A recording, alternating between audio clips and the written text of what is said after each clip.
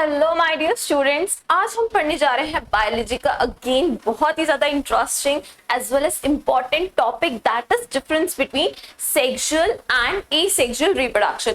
इससे बहुत सारे क्वेश्चंस आते हैं हमारे एग्जाम में, ये तो हम सब लोग जानते हैं, whether it is your school exam और बोर्ड एग्जाम और एनी कॉम्पिटिटिव एग्जाम। इससे बहुत सारे क्वेश्चंस देखे गए हैं एग्जाम में। So without any delay start करते हैं हमारा आज का topic that is difference between sexual and asexual reproduction. Okay, so first of all I am writing here sexual reproduction. Sexual reproduction. And here I will write asexual reproduction. So basically आज की class में हमें पढ़ना है difference between asexual and sexual reproduction. So okay, first of all हम first point जो पढ़ेंगे difference of sexual and asexual reproduction में, that is number of parents involve. जो हमारा सेक्सुअल रिप्रोडक्शन होता है, ठीक है, हम लोग ह्यूमन बींग्स हैं, हम लोग क्या करते हैं, सेक्सुअल रिप्रोडक्शन करते हैं। ह्यूमन बींग्स कैसे प्रोड्यूस होते हैं, थ्रू सेक्सुअल रिप्रोडक्शन प्रोड्यूस होते हैं। अब सेक्सुअल रिप्रोडक्शन करने में कितने नंबर ऑफ पेरेंट्स इन्वॉल्व होते हैं? सो 2 नंबर ऑफ पेरेंट्स इन्वॉल्व होते हैं, one is the male parent and other one is the female parent. That's why we say that sexual reproduction is the biparental. Sexual reproduction is the biparental because 2 parents are involved, right? Sorry. So here I will write it is a biparental. That means 2 parents are involved in sexual reproduction, right? Next is your asexual reproduction. Now in asexual reproduction only single parent is involved, right? In your asexual reproduction single parent is involved. How? ठीक है, sexual में तो हमने भी बात की 2 parent required है, ठीक है। अगर ह्यूमन बीइंग सेक्सुअल रिप्रोडक्शन करेंगे तो 2 इन्वॉल्व होंगे ना, एक मेल पार्टनर एक फीमेल पार्टनर, वो प्रोड्यूस करेंगे बेबी। तो भाई यहाँ पे तो 2 हो गए, यहाँ पे 1 पेरेंट कैसे इन्वॉल्व हो गया? तो चलो एक एग्जाम्पल से ही समझते हैं, राइट?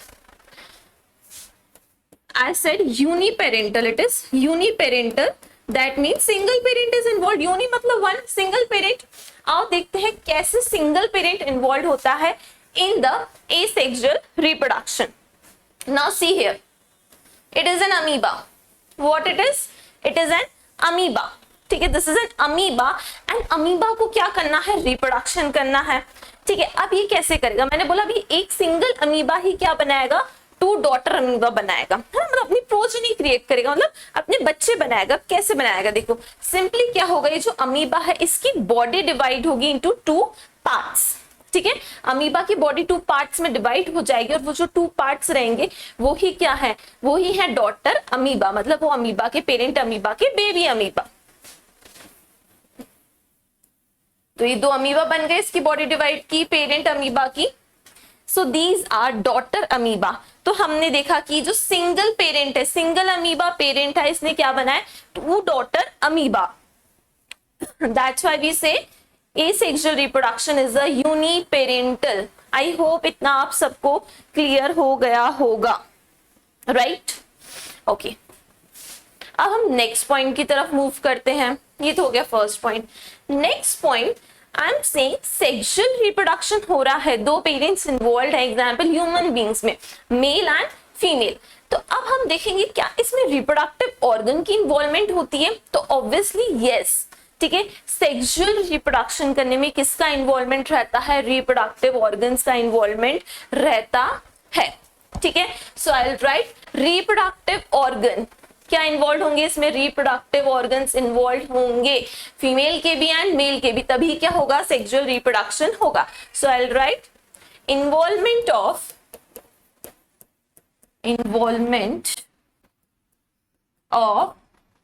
रिप्रोडक्टिव ऑर्गन्स, ठीक है। सेक्सुअल रिप्रोडक्शन यार ह्यूमंस में होता है, कैट्स में होता है, डॉग्स में होता है, पिग्स में होता है ना सेक्सुअल रिप्रोडक्शन। क्या इन्वॉल्व रहता है? Involvement of reproductive organs in their, तभी यंग वन प्रोड्यूस होता है, ठीक है। तो हमने सेकंड पॉइंट लिख लिया, इन्वॉल्वमेंट ऑफ रिप्रोडक्टिव ऑर्गन्स। बात करते हैं एसेक्सुअल रिप्रोडक्शन की। अरे हमने देखा भाई ये पेरेंट अमीबा था, क्या था, ये था एक पेरेंट अमीबा, इसकी बॉडी सिंपली 2 पार्ट्स में डिवाइड हुई और 2 डॉटर अमीबा बन गए, मतलब 2 बच्चे बन गए उसके।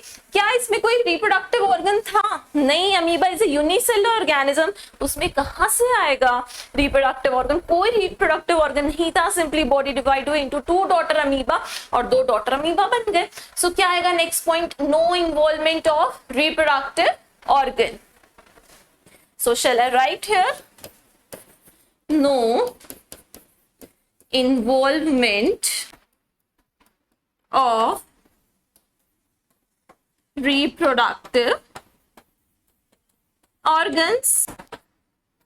Correct? No involvement of reproductive organ in asexual reproduction. I hope ये slide आप सबको clear होगी। Can I change the slide? Just take a screenshot or write on your copy.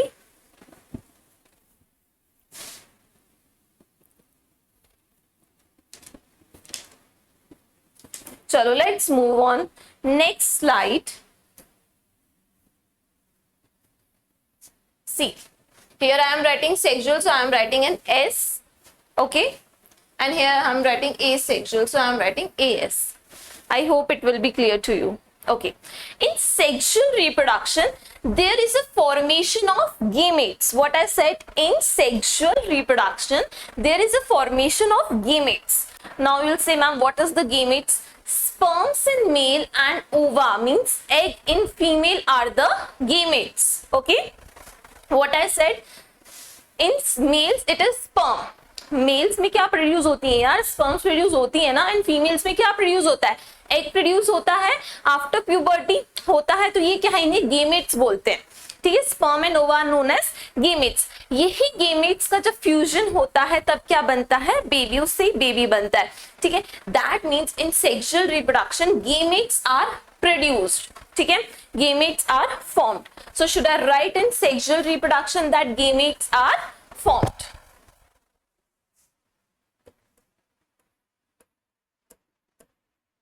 Gametes are produced or formed.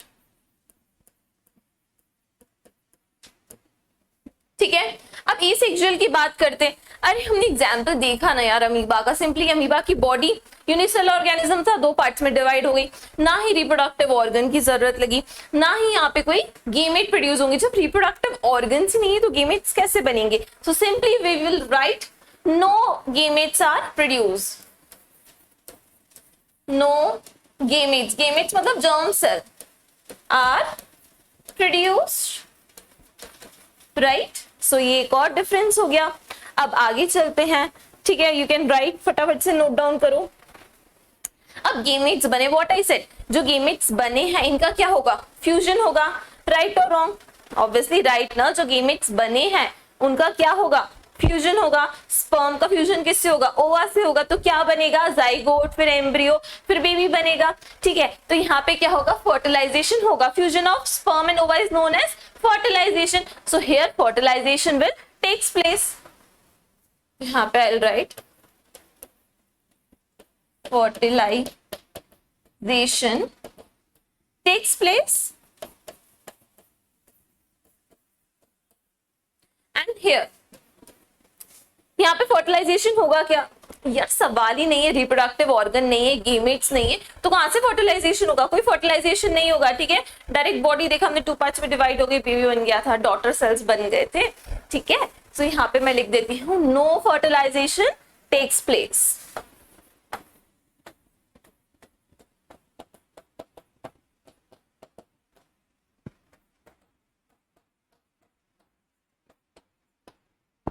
I hope आप लोगों को इतना clear होगा। फटाफट से राइट डाउन दीज पॉइंट्स।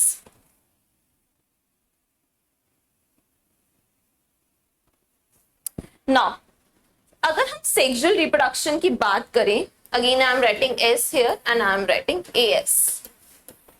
अगर हम सेक्सुअल रिप्रोडक्शन की बात करें, सो यार इसमें क्या होता है? स्पर्म एंड ओवा का फ्यूजन होता है। स्पर्म भी एक सेल है, ओवा भी एक सेल है। तो स्पर्म के पास भी कुछ क्रोमोसोम्स है, ओवा के पास भी कुछ क्रोमोसोम्स है। राइट और wrong?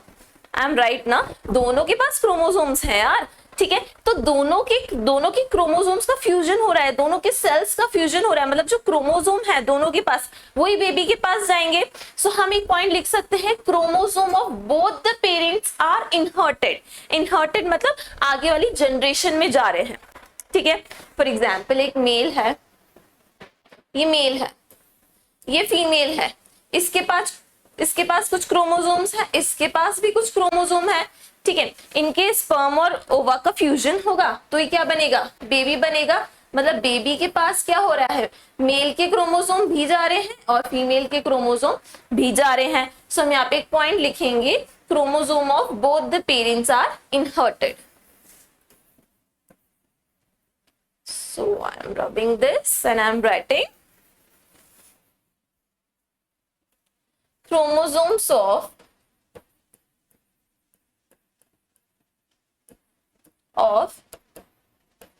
both the parents are inherited.